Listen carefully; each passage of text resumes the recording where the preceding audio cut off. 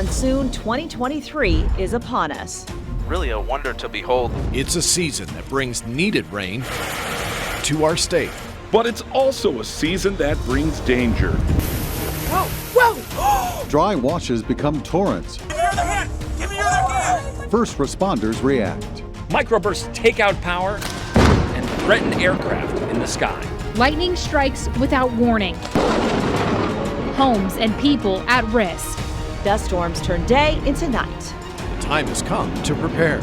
We are the First Alert Weather Team, and this is First Alert. First Alert Monsoon 2023.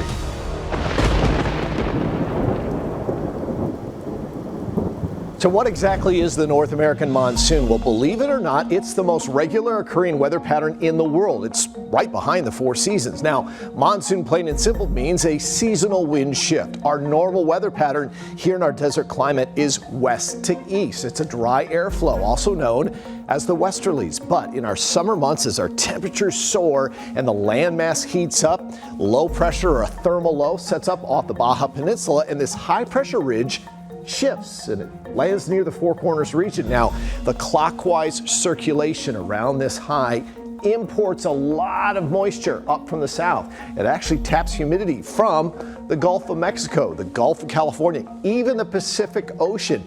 That provides plenty of fuel for our towering thunderstorms, and it gets intense. Thank you so much, Scene. Well, now that you all know what the monsoon is, you'll need to know how to keep you and your family safe. Our First Alert Weather Team has put together a monsoon safety guide. During the next half hour, you'll see a QR code at the bottom of your screen. Simply scan it with your smartphone's camera and you can get the guide. If you can't scan the code, head to our website, azfamily.com. Most of the lightning we see is either cloud to ground or lightning within the clouds. A vast majority of the flashes, they're negatively charged. However, there's such a thing as positive lightning. A positive lightning strike usually emanates from the tops of big thunderstorms, and they are rare and dangerous. It's not unusual for a monsoon storm to produce thousands of lightning flashes. Most occur within the clouds, but about 20% do strike Earth. But before you get lightning, you first need a thunderstorm. Rain in that thunderstorm drags electrons from the top of the cloud down towards the bottom. And in physics, one of the things that we find is that as you build up a mass of one kind of charge, another charge is going to want to connect to it. Opposites attract. And that's when the negatively charged lightning begins. But a small percent of cloud-to-ground lightning strikes are positively charged lightning. Positive strikes are much more powerful than negative strikes, about 10 times more amperage, 10 times more current going through them. They can do incredible damage when they do strike. Storm chaser Michael Linsky, who has photographed literally thousands of lightning flashes, says indeed it's the positive ones that really get your attention in a big way. This is a weird storm and I don't know what it's going to do. They're very frightening. They're very awesome because the regular ones, we all, when we live here, we look at the monsoon, we see the rain coming, we see lightning striking along the rain. And those happen probably 95% of the time when you're looking at a storm. But then there's one that will come out the top and just strike far away. Positive lightning can rip holes in homes and blow apart chimneys. From a safety aspect, the most powerful strikes may occur when you think the storm is over. Anybody who thinks they're safe, it stopped raining, get out of my car, boom, it strikes in the plateau. And those are the clear ones that don't happen that much, and they're the most dangerous because you think you're safe. Yeah. And for storm chasers sometimes, it's not always the case, but I notice a lot out here, when I get one of those, the storm is pretty much done. And that's something that also rings true for ASU's Cerveny. And usually the positive strikes tend to be later on in the storm because you have to build up a huge amount of electrical potential for those to occur. So they're not going to be usually the first lightning flashes that you're going to see, but they'll be towards the end of the storm.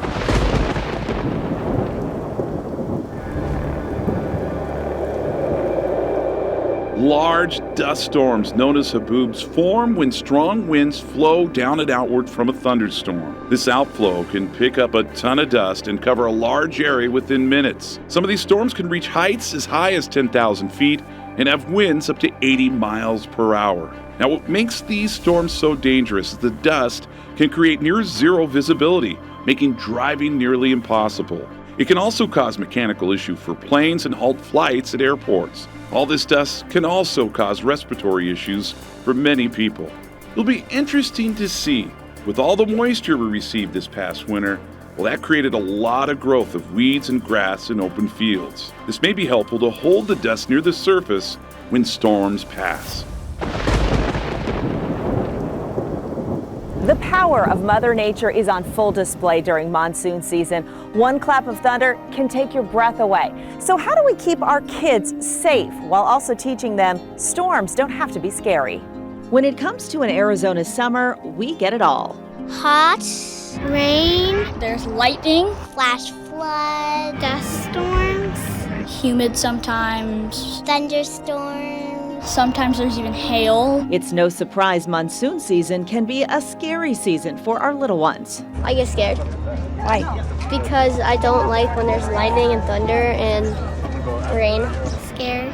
Why? Because of the noise.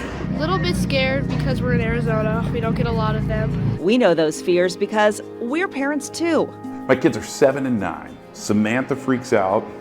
Jake can stay there for the first part of the storm, but then they all jump in bed with us. Happens every time. We had a Little League playoff game. There was thunder and lightning coming in. I took my team and told the umpire we're coming off the field. Everybody get in your cars. We waited out the storm. It was 20 minutes. We finished the game. We lost, but we finished the game and no one got hurt. I've got a 19, a 17, a 16, and a 13-year-old. My wife sent me a video of the first time that my daughter Mia ran outside and was running around dancing in the rain. And that made me feel good because I knew that, okay, maybe she did listen. And maybe she does know that these storms don't have to be scary as long as you're prepared for them. Empower kids with some simple rules. When thunder roars, go indoors. Wait about 30 minutes after that last clap of thunder to go back out. You gotta be careful because if you're out there using metal bats in baseball, that can be dangerous. But if it's raining, me personally, I loved playing in the rain. It's fun being out there sliding around and stuff. Puddles are okay, but don't play in floodwaters like these, which can be full of dangerous bacteria. For older kids with phones, stay in the know about storms with our First Alert weather app. It gives you notifications. There's lightning 1.2 miles away from you. There's lightning a mile away from you. There's lightning a half mile away from you. And you can check their radar, which shows you where all the storms is, if you're going to get hit by heavier rain, if there's lightning near you. Finally, encourage the big kids to lead the way. She usually hides in a corner, and I tell her everything's going to be okay. It's all okay, that everything's going to be fine as long as you stay inside. What I say is, it can't hurt you if you're indoors. I have the baby in my hands.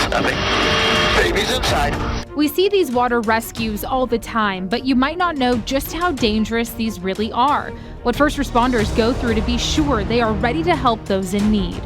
Burn scar flooding remains a huge threat in the mountains, the effort to bring it under control. And will we have a dry summer or more rain than average? We've got your monsoon forecast. But first, a monsoon fast fact. Most dust storms in Arizona form between Tucson and Phoenix, the so-called dust storm alley. The Haboob, seen around the world, blanketed Metro Phoenix on July 5th, 2011. You're watching Arizona's Family First Alert Monsoon 2023.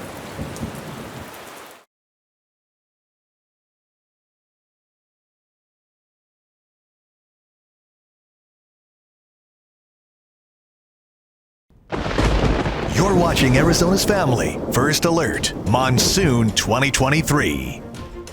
Time now for another monsoon fast fact.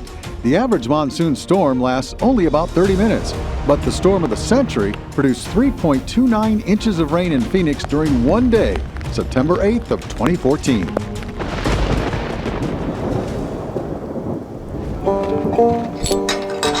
Hydrologist and watershed program manager Kate Day unlocks a once pristine part of the Coconino National Forest that still remains off limits to the general public. Right now, we are looking back into the pipeline fire And we are also looking at some of the old Schultz Creek fire, which burned in 2010. These areas are really high hazard areas. As you can see, we're wearing our hard hats now. You know, there are a lot of dead trees that can easily fall over.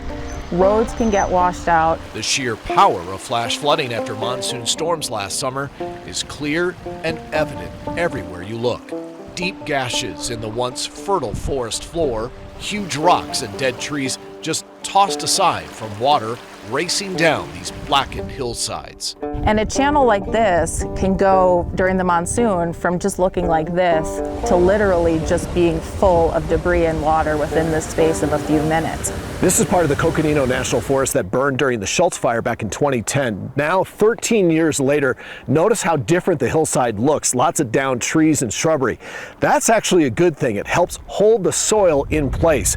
This is part of the Schultz fire, but it reburned just last year during the pipeline. Notice that hillside. It's completely smooth. When our monsoon storms hit, the elevation and the smoothness dramatically increases the danger of flooding downhill.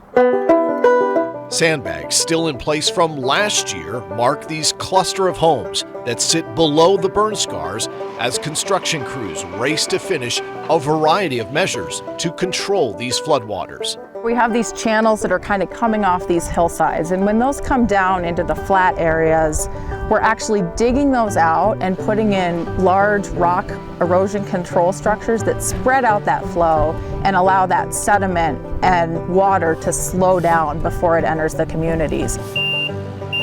In this neighborhood northeast of Flagstaff, you can see the mitigation efforts in full swing. This crew lining the canal, hopefully with concrete, to channel all of that debris away from these neighborhoods. With this human intervention happening down below, back up on the lunar-like landscape, Mother Nature has provided the ingredients for the forest to heal. That record-breaking winter really helped us out.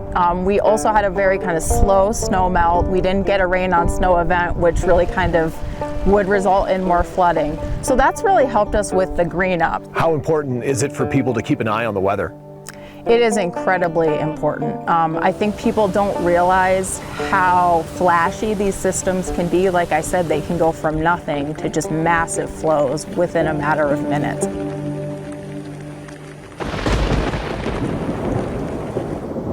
And because of those burn scars from all of the wildfires, last year's monsoon season was one of the busiest for water rescues. The floodwaters can be deceiving, and we saw firsthand last September the dangers both families and first responders can face. Command, Ranger 1. Ranger 1, go ahead. Ranger 1, we've inserted our rescue specialist on top of the car. He's making access. We're going to start extracting patients. Intense, heart-stopping moments as Arizona DPS air rescue troopers rescue a family stranded on the top of their car in raging waters. Good for me to come down? Good for you to come down. The three-member crew zeroing in on the family with children as young as 11 months trapped as the monsoon rain pummels the area of Maricopa. All right, I have the baby in my hands. Baby's inside. Did you ever think in those moments that it may go wrong for you? In my mind, I'm planning on it going wrong immediately at all times, and I'm trying to make a plan. If this goes wrong, if the vehicle starts to roll, what am I going to do? How am I going to respond? What am I going to do with the kids? How am I going to get the kids safely to the shore? So I'm constantly reevaluating that through the entire process. So when I'm flying on... Jake Arnold was the pilot on the call. Eric Tarr was lowered onto the car and physically handed each kid up to Russ Dodge, who was strapped to the side of the helicopter. Baby's in my hands. All right, I'm taking the last kid. Let's come forward. Water rescues, hands down, are the most dangerous we do. You can see Dodge hand life jackets to Tarr for him and the parents. Meanwhile, Arnold is taking off and will come back for them. He needs to get the kids to safety. Tell them that I need blankets and a warm place to put these kids. We need blankets and a warm place to put them. That's a prime example of how these troopers risk their lives every day to save people. Right over my shoulder, right over the skid, and down right here. So when we're doing that particular rescue, this is how I went out, and this is how we hoist, is right here. I will actually go in the water with this connected to me. These monsoon storms are more powerful than many may think. So they are urging the community to not drive into flooded areas, It creates a danger for you, but also first responders. It is a very high risk. We have a number of fatalities and serious injuries every year from people doing that. You just don't know. You never know. Even if it's paved underneath, you never know what's underneath the water when it's moving like that. These troopers say training is crucial. They will actually go out in the helicopter and practice hoisting off of car tops in the water to make sure they are prepared for these real life situations. They also say after calls, they talk about it and think of ways they could have been better, more efficient, and safer.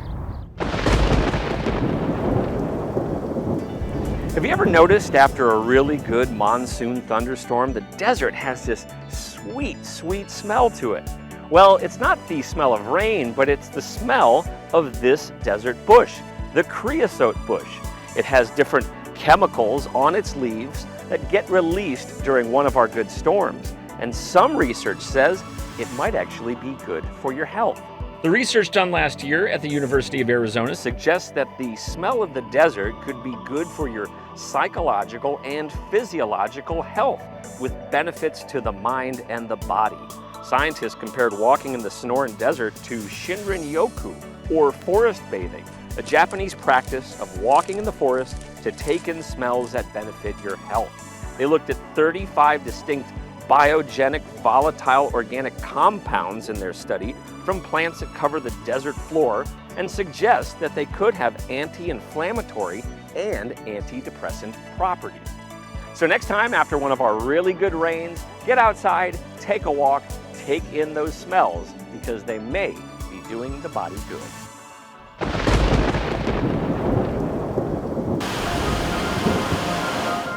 A problem area during the monsoon is along the I-17 underpasses from Peoria to Greenway. Whenever we see heavy rain in the area, the outdated pump system can't keep up with all that water. So they're replacing these pumps with a modernized drainage system. What we're going to is a gravity-controlled system where the pump stations are no longer in play.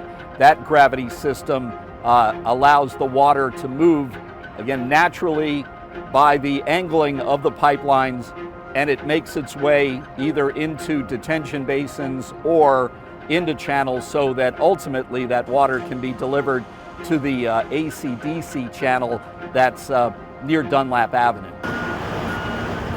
This is a $35 million project that took a lot of manpower to build basins, move a ton of dirt, and dig deep holes to help alleviate any flooding. We're really ecstatic that this project is indeed coming to a conclusion, and we'll look forward to much improved conditions starting this summer.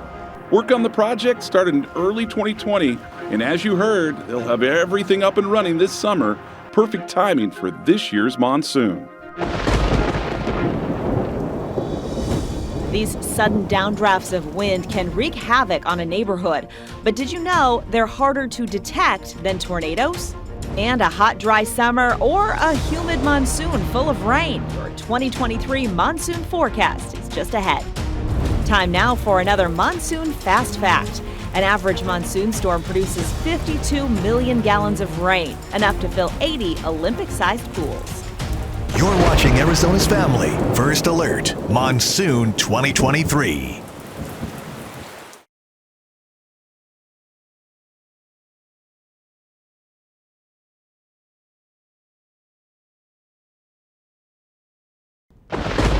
You're watching Arizona's Family First Alert, Monsoon 2023. Time for another Monsoon Fast Fact. A microburst can produce winds up to 150 miles per hour and are harder to detect than tornadoes. In the life of every thunderstorm, there's a downburst, but in about 5% of those thunderstorms, we get microbursts. That's when a narrow column of heavy cold air crashes to the earth at speeds of up to 150 miles an hour. One of the common names for a microburst is a rain bomb. In July of 2016, the Arizona Family News Chopper recorded this rain bomb over South Phoenix. It's estimated the storm produced winds in excess of 115 miles an hour. Local streets were flooded, dozens of homes were damaged, and there was a 30-minute ground stop at nearby Sky Harbor Airport. But as impressive as it looks, microbursts are actually very hard to predict. We have a lot of technology we look at between radar, satellite, and we use observations. We use a volunteer network that can report to us when they're getting strong winds, damaging winds. But you know, all the technology in that, you're not going to get to see every single little microburst. The technology is really good now where you can see a lot of those, but we're not going to catch all of them. That's Tom Frieders, the warning coordination meteorologist at the National Weather Service in Phoenix. He says only the strongest of thunderstorms will produce microbursts. We talk about severe storms with winds. We're talking about winds basically in excess of 60 miles an hour. That's that threshold when we're going to start to see damage to structures, homes, trees, and things like that. But not every thunderstorm is going to produce those kind of winds. And we look at the atmosphere and we can determine those days that are going to be more susceptible to these downrush of airs. And while the lead time for tornadoes is routinely over 30 minutes, microbursts are almost never seen on radar until after they strike. But our radar doesn't refresh, doesn't come up with a new set of images as fast as we would like. Most people think radar is instantaneous. It's not. That we get a new scan of the entire area roughly every 5 minutes during thunderstorms. Microbursts can occur within that 5-minute period and be over by the end of that 5-minute period. That's ASU meteorologist Randy Cerveny, who also says the stealthy nature of microbursts makes them especially dangerous to aircraft. Microbursts are incredibly dangerous, particularly for the aviation community, because they are usually invisible. When a microburst happens, and it's this air bomb of air that is pushed down from the bottom of a cloud, when it happens, it produces ripples in the airflow, and a plane can't see those and can crash very, very easily.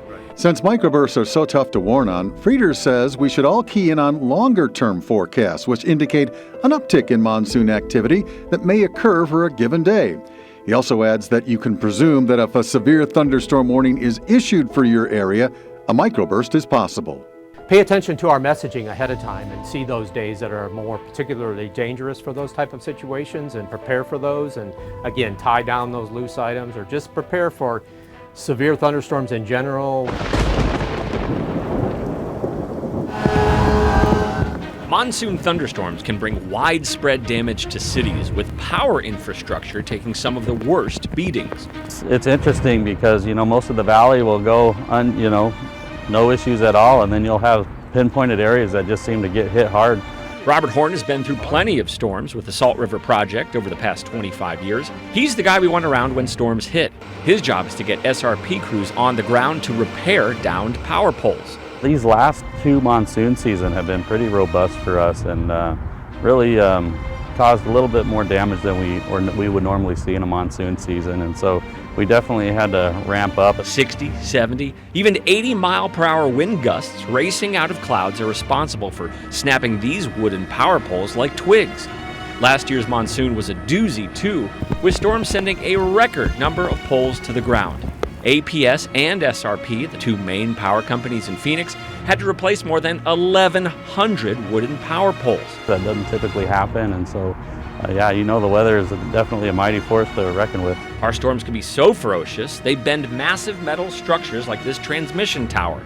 Last summer, storms damaged more than 80 metal towers that stretch 150 feet in the air.